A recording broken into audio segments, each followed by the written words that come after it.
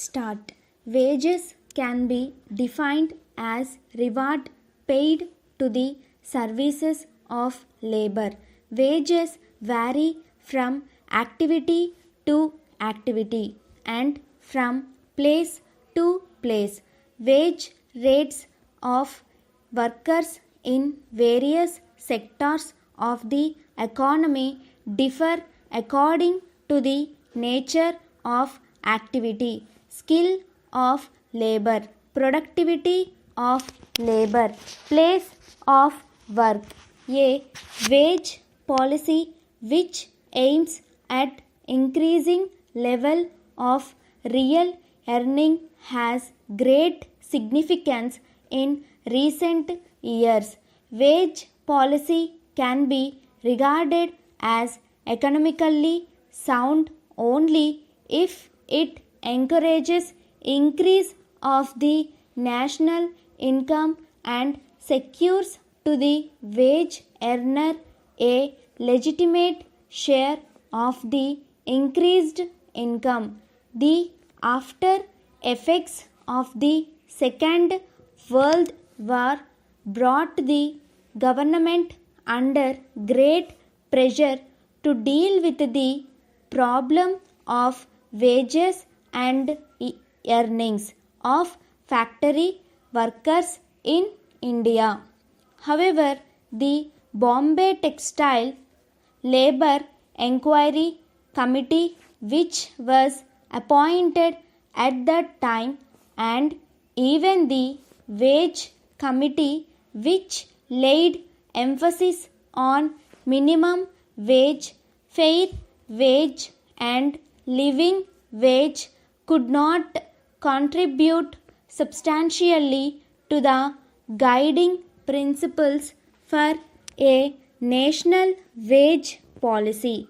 The Fair Wages Committee set up by the Government of India had defined the three wage concepts, namely the minimum wage, the living wage, and the fair wage. The minimum wage was expected to provide not merely for the sustenance of life but for the preservation of the worker. The living wage was defined as an ideal level of wages which would enable the worker to provide not merely for a bare physical subsistence but also for maintenance of health and decency, a measure of comfort and some insurance against misfortune. The fair wage lies between these two extremes. The lower limit set by the minimum wage and the upper limit set by the industry's capacity to pay depending on productivity of labor, prevailing rates of wages, level of national income and its distribution, and the place of the industry in the economy of the country. However, the report of this committee did not provide an operational framework for a national wage policy. The failure of the various committees in evolving an operational framework for a national wage policy has been enunciated in India's second 5-year plan. Various legislations have been enacted to secure minimum and fair wages to the laborers in the organized sectors of industry and agriculture. Important among them are the Minimum Wages Act, the Payment of Wages Act and the Bonus Act. The Minimum Wages Act was considered as a landmark in the history of labor legislation in India. The Act requires the state governments to fix minimum wage rates payable to employees in different scheduled occupations.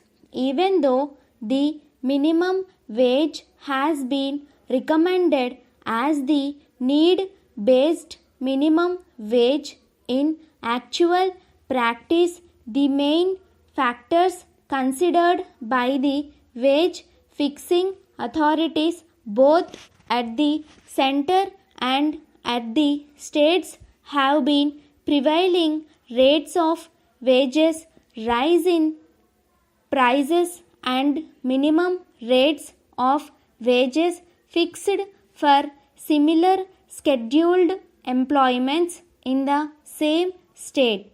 However, it has been agreed by the state labor ministers that the minimum wages should not be below the poverty line as defined by the Planning Commission. This act is aimed at enabling the workers to share the prosperity of industry.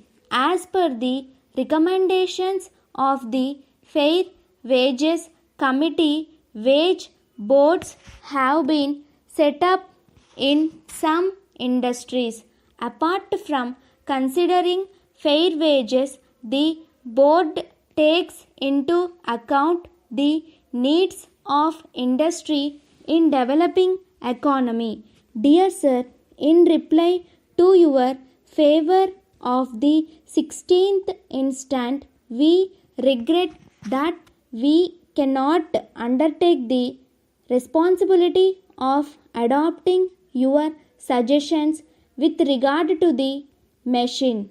We are willing to execute the repairs to the best of our ability and on the lowest terms possible, but as we stated in our last letter, the methods you propose would be attended with great risk to the rider.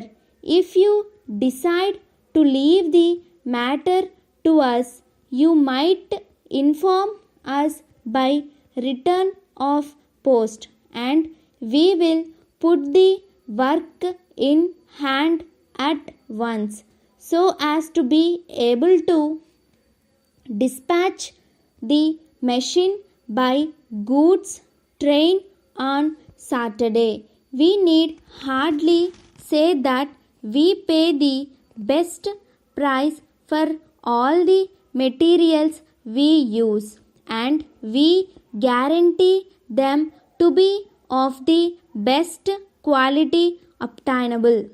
Referring to your letter of the 9th instant, we have done our best to induce the carriers to quote special rates for the goods consigned to you, but they decline to make any reduction on the ordinary rates unless the traffic is considerably increased.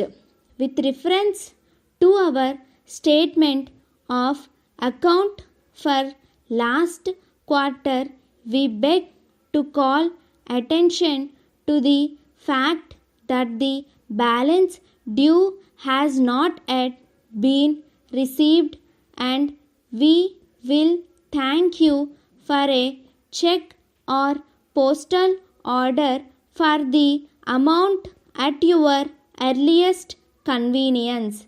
We shall give early consideration to your inquiries for the special vehicle. Yours faithfully. Stop.